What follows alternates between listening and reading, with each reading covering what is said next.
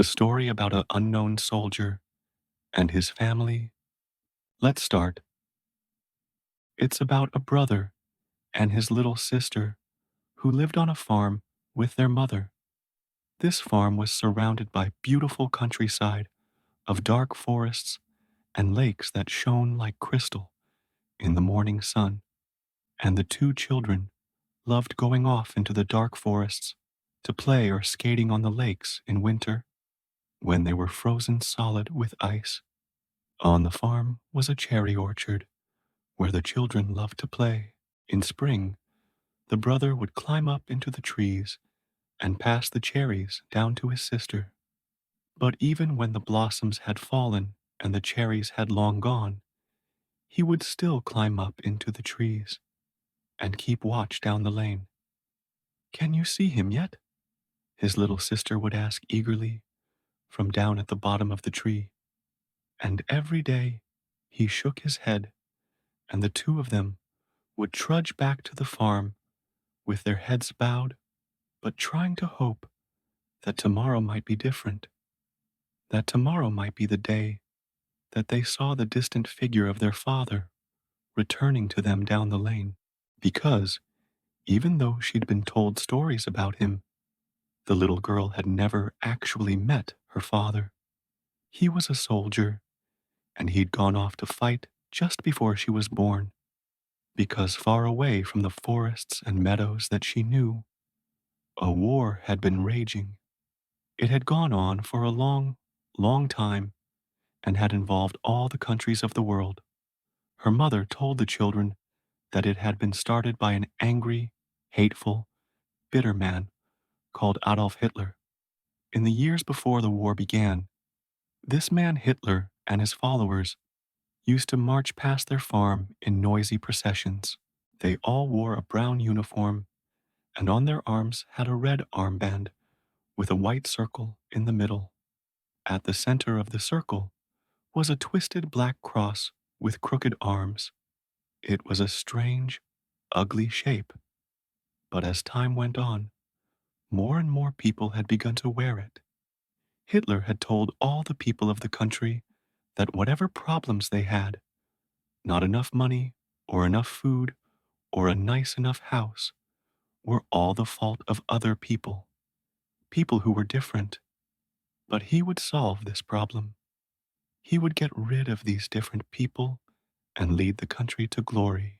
Soon, so many people were so eager to believe him that the whole country seemed to be marching behind him. Just like that twisted shape, all Hitler's words and promises were nothing more than twisted, ugly lies. But with the people too scared, too weak, or just not willing to question the lies they were being told, like a hate-filled version of the Pied Piper, Hitler led them and the rest of the world into the disaster of that terrible war. But now, at last, the news had reached the farm that the war was finally over. And so, the little girl was happy because she knew that soon her dad would be home. Her brother told her that their dad had been a carpenter and loved carving furniture from wood.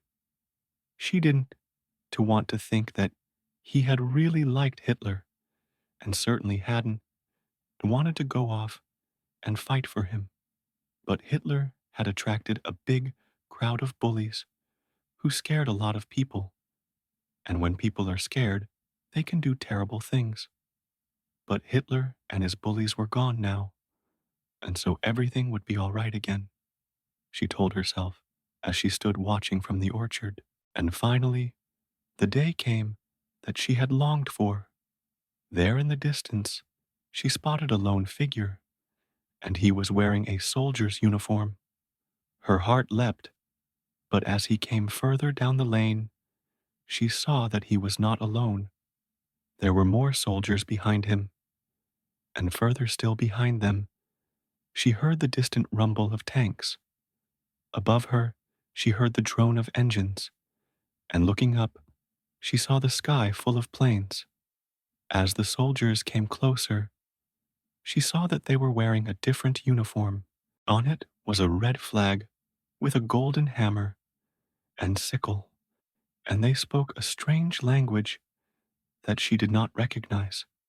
Seeing the soldiers, her older brother grabbed her by the arm and ran with her into the safety of the farmhouse, while her mother bolted the door shut and held them both close. These were soldiers from the Soviet Union, she warned them, her voice trembling, a savage, merciless enemy who would not spare them. Suddenly, the door flew off its hinges, and the soldiers burst in, shouting and waving their guns at them to get out of the house. If you had to suddenly leave your house, what would you take with you? Xbox? Phone? Trainers? The children and their mother grabbed whatever they could fit, and it was not much, onto a small handcart. There was no room for any toys, but the girl found one lonely doll and clutched it close to her. Then, with heavy hearts, they left the home that they had loved forever.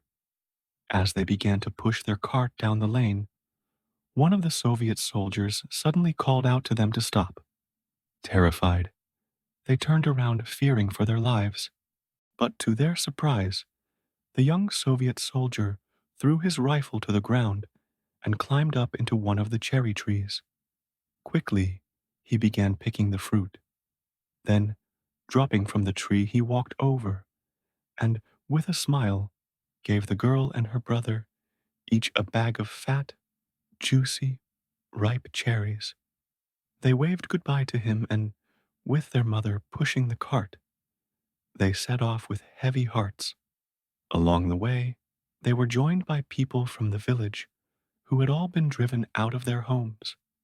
Old people hobbling on crutches, hungry children, women clutching crying babies. The further they walked, more people joined them. Hundreds more, then thousands more.